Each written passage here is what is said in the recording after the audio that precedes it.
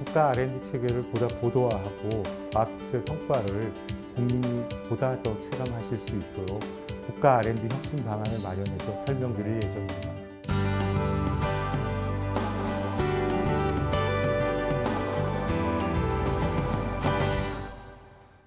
과학기술이 물론 과거에도 그랬습니다마는 이제는 국민의 생활과는 뗄 수 없는 정말 큰 중요성을 가지고 있습니다. 특히 그동안 우리나라가 이제까지 성장해 오는 데 있어서 주역이 과학기술인 점은 이 자리에 계신 분들이 더 잘 아시라고 믿습니다. 이러한 바탕 하에서 우리나라 R&D의 문제점을 크게 세 가지 분야로 짚어보면, 첫째, 낡은 R&D 지원 체계.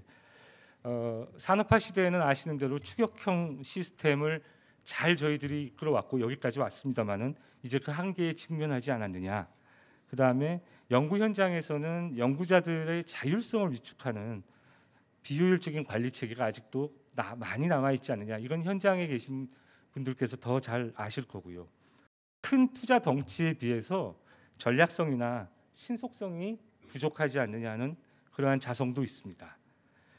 그리고 아쉽지만 혁신 주체별로 그 역량이 아직은 세계 수준에 미흡하지 않느냐. 그리고 공공연 같은 경우에도 세계적인 새로운 시대의 요구에 효과적으로 대응하기에는 어떤 미션 정립이라든가 글로벌 경쟁력이 아직까지 완전히 갖춰지지 않은 게 아니냐 하는 생각을 하고 있고요. 마지막으로 그동안의 과학기술의 노력들이 어떤 국민이나 시장과 밀접하게 연결되기보다는 연구자들이 연구를 위한 기술 개발이나 과학기술의 성과가 상당하지 않았느냐. 그리고 공급자, 그러니까 우리 연구자들과 수요자인 국민, 기업 간에 아직까지는 좀 괴리도 있고 연계가 확실치 않지 않느냐. 그래서 무엇보다 국민이 과학기술의 성과를 확실히 체감하고 있지 않다는 그런 생각을 하게 되었습니다. 그럼 우리 국가 R&D 혁신 과제는 무엇이 될 것이냐? 첫 번째는 과학기술 정책의 방향과 전략을 어디까지나 사람과 사회 중심으로 재정립해야겠다. 특히 연구 현장에서는 연구자가 중심이 되는 연구자 중심의 선도형 시스템을 도입해야겠다. 그리고 과학기술의 사회적 기여, 사회적 가치, 성과 확산을 중시해야겠다는 것이고요. 두 번째는 4차 산업혁명 시대를 맞이해서 파괴적 혁신을 선도할 하이 리스크, 하이 리턴형 연구에 대한 지원을 강화하겠다. 그래서 세계 시장에서 경쟁하고 보다 기초적이고 근본적인 곳에서 경쟁력을 확보해야겠다는 점입니다. 세 번째는 국가기술 혁신 체계를 고도화하는데 이 고도화하는 노력들이 장기적, 지속적으로 계속 추진될 수 있는 하나의 정교한 시스템을 마련해야겠다는 것입니다. 그럼 저희가 생각하고 있는 앞으로 R&D 국가 혁신 체계를 어떤 식으로 바꿀 것인가 하는 그림의 얼개에 대해서 한번 말씀을 드려보겠습니다. 국가 R&D 혁신 모델은 R&D뿐만 아니라 인력 양성, 사업화, 규제, 산업, 금융 여러 가지 혁신 요소가 전반적으로 어우러져야 되겠고, 그럼으로써 국가 전체의 혁신 역량을 고도화하는 시스템적인 접근이 필요하겠다는 것. 그래서 보다 큰 그림이 필요하겠다는 게 저희들 생각이고요.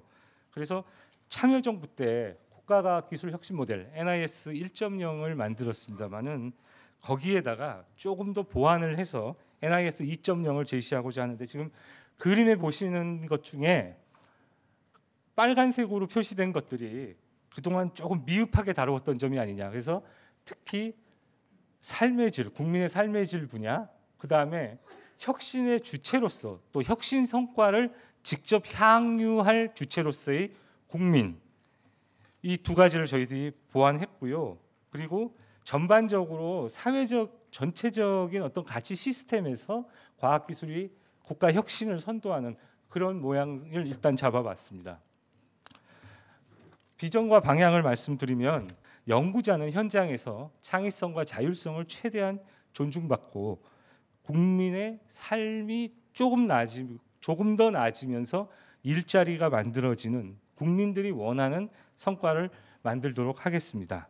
두 번째는 아까 말씀드린 대로 고위험, 혁신의 R&D에 대해서 과감하게 투자를 강화할 예정입니다. 구체적인 추진 전략 및 과제에 대해서 말씀드리겠습니다. 첫 번째, 무엇보다 누차 말씀드리지만 연구자 중심으로 R&D 지원 제도를 혁신해야겠다. 그래서 각 부처가 개별적으로 적용하고 있는 이 관리 규정들이 지금 100개가 넘습니다. 그래서 연구 현장에서 어떤 혼선을 초래하고 있고요. 연구자들에게 상당한 부담으로 작용하고 있는 걸로 알고 있습니다. 그래서 이러한 관리 규정을 다 아울러서 하나의 국가 연구의 단일 체계를 만들 수 있는 국가연구개발특별법을 저희들 지금 구체적으로 준비를 하고 있고요.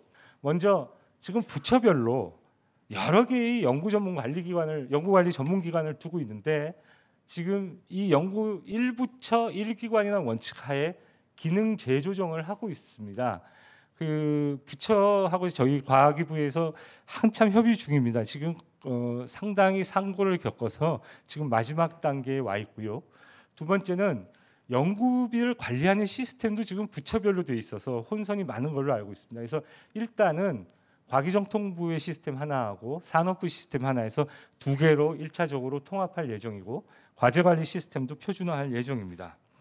그리고 하이리스크 하이리턴에 대한 연구를 강화해서 특히 미래 시장을 선점할 수 있는 분야, 그다음에 사회 문제를 직접적으로 개선할 수 있는 분야들에 대해서는 도전형 연구를 지원을 강화하고 그 특성에 맞도록 프로세스도 개선할 예정입니다. 그리고 나중에 개발이나 사업화 단계에서 규제 얘기는 그동안 많이 나왔습니다만은 정말로 이 기회에 규제에 관한 부분은 저희들이 국무조정실이라든가 각 부처하고 지금 연계해서 확실하게 현장에서 규제가 개선됐다, 규제가 많이 완화됐다는 느낌을 가질 수 있도록 노력할 예정입니다. 투자 체계에 있어서도요. 정부 R&D 투자 원칙을 물론 과거에도 이런 얘기를 많이 해왔습니다만은 확실하게 할 겁니다. 그래서 정부의 R&D 투자는 어디까지나 기초 원천이라든가 인력 양성, 인프라를 구축하는 분야, 그리고 리스크가 크거나 회의 기간이 길어서 민간에서 손대기 힘든 그런 분야에 집중할 예정입니다. 과기부가 R&D 예타 제도를 담당하게 된 만큼 과학기술이라는 특성에 맞춰서 그 사업들의 그 R&D 예타 제도도 개편하기 위해서 한참 노력을 하고 있고요. 그리고 패키지형 R&D 투자 플랫폼을 한번 설명해 드려야 되는데요. 그동안 R&D에 대한 투자, 정부의 예산 지원이 단순히 돈을 주고 말 거냐 이런 데만 그쳤습니다만은 그 예산을 투자받게 되는 사업, 그다음에 기술, 그다음에 그 산업 분야, 인력, 제도, 규제 등을 전부 연계한 지도를 투자 맵을 저희들이 8개 분야에 대해서 자율주행차라든가 미세먼지 같은 8개 분야에 대해서 먼저 만들었고요. 이들 8개 분야에 대해서는 현재 예산 편성 한참 하고 있는데 이러한 투자 맵에 따라서 전략적으로 지금 예산을 반영하려고 노력하고 있습니다. 연구 주체 역량 강화 부분입니다. 우선 사람을 키우는 도전적인 R&D를 지원하겠다. 그래서 선도 연구자 육성을 위한 그랜트 연구비를 확대하려고 합니다. 그 목표는 그렇게 함으로써 피인용 상위 10% 논문 저자 수를 현재보다 약 2배 정도 2022년에는 확대하려고 하고 있고요. 자유공모형 R&D도 확대하고 그리고 무엇보다 역량이 우수한 연구자들에게 여건에 휘둘리지 말고 연구에 전념할 수 있도록 생애기본 연구비 지원을 현재 검토 중에 있습니다. 공공연구소의 경우에는 어제 오늘의 얘기는 아닙니다만 한참 그동안 출연료의 그 PBS 제도에 대한 여러 가지 논란들이 있었습니다. 그래서 저희들이 PBS를 근본적으로 개편해서 출연료이 그 미션에 맞게 그 역할을 할 수 있도록 그리고 출연료를 넘어서 공공연으로 확대해 나갈 예정이고요. 기업의 경우에는 그동안 단순히 어떤 양적인 물량적인 지원을 뛰어넘어서 가급적이면 혁신형, 그다음에 고성장하는 중소기업, 벤처기업에 대한 육성을 강화하고요. 또 기업에 대한 지원 관리도 질 중심으로 전환할 예정입니다. 마지막으로 지역에 관한 문제인데요. 그동안 그 지역의 R&D, 지역의 과학기술 이런 것들은 일종의 중앙정부에 종속된 것이나 중앙정부의 지원에 의존하는 것으로 봐왔습니다마는 앞으로는 결국 지역의 R&D는 지역이 주도토록 하고요. 국가는 어떻게 하면 보다 합리적이고 효과적으로 지원할 수 있는지 그 부분에 대해서만 역량을 집중할 예정입니다. 그래서 지역 거점 대학을 육성하고요. 지역대학 연합 기술 지주 회사를 좀 더 확대하고 지역의 어떤 기술 사업화 인프라를 보다 확충할 예정입니다. 결국 중요한 것은 계속 강조해서 말씀드렸습니다마는 과학기술로부터 국민이 직접 이로움을 가져가야 되는 것이라고 보고 있고요. 그래서 국민이 체감할 수 있는 과학기술 성과 확산에 주력할 예정입니다. 결국 과학기술이 국민들이 체감하는 어떤 생활 문제에 기여해야 되지 않느냐 해서 건강, 안전, 환경과 같은 국민생활 밀접 분야에 대한 R&D 투자를 지금 계속적으로 확대해 나가고 있고요. 특히 최근에 미세먼지에 대한 국민들의 관심이 높습니다만 미세먼지라든가 재해재난, 그다음에 생활화학 물질, 치매와 같은 국민이 보다 안전하고 안심하게 삶을 누릴 수 있는 분야에 있어서의 융합 프로젝트도 추진해 나갈 예정입니다. 특히 청년 연구자의 권익을 강화하기 위해서 처우 개선에도 신경을 많이 쓰고 있습니다. 특히 포스트닥이나 전임연구원에게 있어서는 근로계약을 사실상 의무화하려고 하고 있고요. 석박사 학생연구원을 대상으로는 생활에 불편을 느끼지 않을 수 있도록 학생 맞춤형 장려금 제도, 저희는 스타이펜드 제도라고 하는데 도입을 현재 추진하고 있습니다. 그리고 과학기술의 어떤 급속한 진보 내지 성과를 국민들께서 거부감 없이 받아들이시고 또 그 받아들이는 것이 국민들 사이에서 격차가 일어나지 않도록 과학문화 확산에도 저희들이 신경을 쓰고 있습니다. 그래서 특히 지역사회를 중심으로 과학문화 축제를 활성화한다든가 과학놀이 산업 지원 등을 통해서 국민이 보다 과학에 대해서 친근감을 느끼실 수 있도록 노력할 예정입니다. 지금 말씀드린 국가 R&D 혁신 방안은 관계부처 협의를 마무리 짓는 대로 현재 6월 말을 목표로 해서 대통령을 모시고 국가과학기술자문회의에서 보고하고 확정할 예정이고요. 그것이 확정되는 대로 관계부처와 함께 각 분야별로 계획을 쪼개서요. 그 분야별로 개별적인 추진 전략, 그다음에 이행 조치를 마련할 예정입니다. 지금까지 설명드린 내용들, 그다음에 평소에 그 생각하시는 내용들에 대해서는 언제든지 저희들한테 편하게 말씀을 주시면 저희들이 면밀히 검토하고요. 최대한 반영할 수 있도록 하겠습니다. 들어주셔서 감사합니다.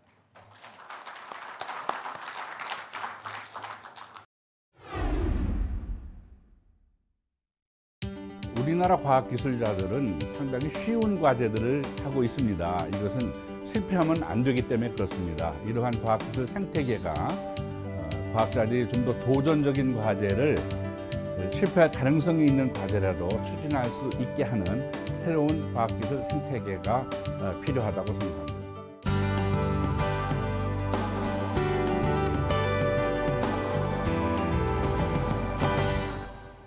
지금 국장님 발표에 보면은 휴대폰, 디스플레이, 반도체 등이 국가 주력 산업으로 성장했다. 이렇게 이제 말씀드렸는데 동의합니다. 우리나라의 가장 중요하고 세계를 선도하고 있죠. 그런데 한 가지 더 알아줘야 할 것은 이러한 산업들도 물리학, 화학, 수학 등이 같이 일했다는 것이죠. 자연과학 분야도 이를 뒷받침한 공헌이 있는 것이고 특히 또 관련 산업체에 자연과학, 기초응용학 분야 출신들이 한 상당 퍼센티지로 같이 일하고 있다는 것도 우리가 인정해 줘야 된다고 생각합니다.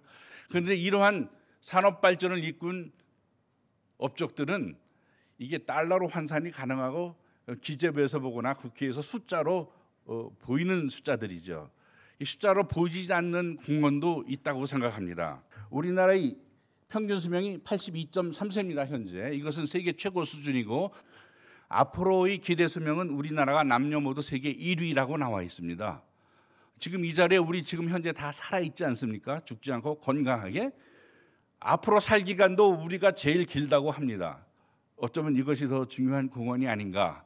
숫자로 환산되지 않지만 이러한 것도 우리가 항상 기재부라든지 경제적 논리의 그분들이 가끔은 과학기술 한 일이 없다 하고 할 때 대답할 수 있어야 된다고 생각합니다. 자, 그러면 다음 이 현장의 의견들을 좀 종합한 것을 몇 가지만 말씀드리고자 합니다. 개발도상국형 생태계로부터 탈출해야 된다는 것이 이게 대전제입니다. 반성할 일이 하나 있습니다. 지금도 많은 연구자들이 성공이 예정된 쉬운 연구 계획서를 제출하고 있습니다. 쉬운 연구 계획서. 연구자는 실패하면 안 되므로 결과가 보이는 뻔한 과제 위주로 제출하고 있는 것이 아닙니까? 또 한 가지는 우수한 연구 결과가 나오지 않을 것을 연구 수행 중 알게 되더라도 보장된 연구비를 모두 소진하고 있습니다. 심지어는 스스로 드롭아웃 하고자 해도 그 쉽지가 않습니다. 보통 연구를 수행하는 것이죠. 이 두 가지가 20조에 달하는 국가의 커다란 R&D의 비효율화의 최대의 주범이라고 생각합니다. 이러한 요인 중에 하나는 연구비를 받는 측뿐 아니라 주는 측도 모두 실패를 피하기 위해 동일 입장을 견지하고 있다는 사실이죠. 이러한 생태계에서 탈출을 이제부터는 해야 된다. 이것이 요점입니다. 또한 중요한 것은 연구 프로그램들의 이원화가 되어야 된다는 것입니다. 이원화라는 말이 꼭 적합한 단위는 아닐지는 몰라도 다시 말하면 기획, 심사, 평가가 모두 달라야 된다는 것이죠. 예를 하나 들겠습니다. 우수 과학자가 될 기회를 널리 제공하는 프로그램 아주 중요하고 우리가 여기에 중점을 두고 있죠. 또 하나는 이 과정을 통해서 우수 과학자가 됐다고 인정되는 우수 과학자에게 세계 최고가 되게 하는 프로그램. 이거는 다른 프로그램이고요. 기획서부터 완전히 다른 룰로. X는 반반이 최대 효율화라고 생각합니다. 이것은 엄격히 구분해서 진행해야 한다는 것입니다. 이것은 연구자 중심으로 말씀드렸고 다음 과제 내용 중심도 그렇습니다. 개발을 목표로 하는 프로그램 그리고 발견을 목표로 하는 프로그램은 이거는 근본부터 다릅니다. 잣대가 달라야 됩니다. 기획도 달라야 됩니다.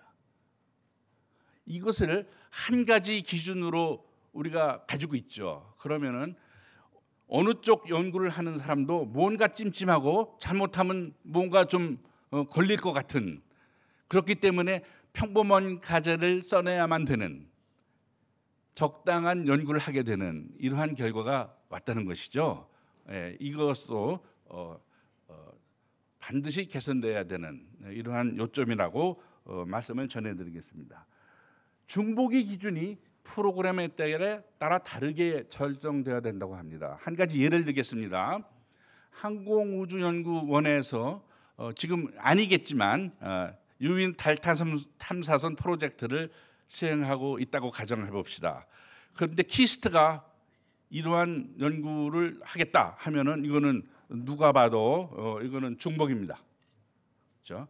서울대학교에 수학과가 있는데 부산대학교에서도 수학계를 새로 만들겠다고 하면은 이거는 삼척동자가 봐도 중복 아닙니다. 맞죠? 이거 쉬운 문제입니다. 그러나 많은 경우에 좀 어려운 것도 있죠. 이게 프로그램마다 달라져야 된다는 것입니다. 과제 성격에 따라 계속 과제를 허용해야 되는 것도 많은데 제목이 같으면 중복으로 판정이 납니다. 그러면 과학자들은 연구자는 제목을 계속 바꿔야 됩니다. 그러면 어떤 경우가 되면은 제목만 바꾸고 속이고 그대로 하든지 아니면은 결과적으로 전문성이 떨어지는 거를 하게 되죠. 이러한 것들이 전부 비효율의 주범이 아닌가. 이러한 환경이 바뀌어야 된다고 생각합니다. 발견을 목표로 하는 연구 과제의 경우 연구 수행 도중 주제 변경을 허용하면서 연구 연속성 및 계속 과제 지원도 보장해야 될 필요가 있다고 생각합니다. 한편 초기 목적과는 다른 결과를 얻게 되는 경우가 많습니다. 이런 경우에 다른 결과를 얻게 되더라도 이것은 실패라고 단정해서는 안 된다는 의견입니다. 자, 초기 목적과 다른 어떤 것을 하다가 엉뚱하게 나온 사고적인 결과가 우리 일생생활에 큰 도움을 주는 획기적인 연구 결과가 나왔다는 예를 일반 국민들도 잘 알고 있는 것들이 성냥, 엑스레이 아니겠습니까? 최근에는 바이아그라죠. 심장병 신약을 만들다가 부작용이 생겨서 보니까 그것이 발기부전제가 되었다는 사례들을 우리는 무수히 많이 보고 있지 않겠습니까? 제가 식물학과를 나왔습니다. 학부 때. 그래서 처음에 교과서를 봤습니다. 이 교과서에 나온 거죠. 원래 생태계라는 단어는 식물상 천이에서 나온 이야기죠. 연못이 있으면은 시간이 지나면은 물이 마르고 늪지가 되고 그다음에 관목이 되고요. 그다음에 양수림 생태계가 되고 초원, 관목, 양수림 다음에 마지막으로 음수림으로 최종 종착역이 됩니다. 음수리 되면은 이거는 클라이맥스라고 하고요. 한자 용어로는 극상이라고 하고 이것은 스스로 선순환이 가능하며 영구적입니다. 어떠한 환경 변화가 있어도 적응해서 그것이 지탱해 나갑니다.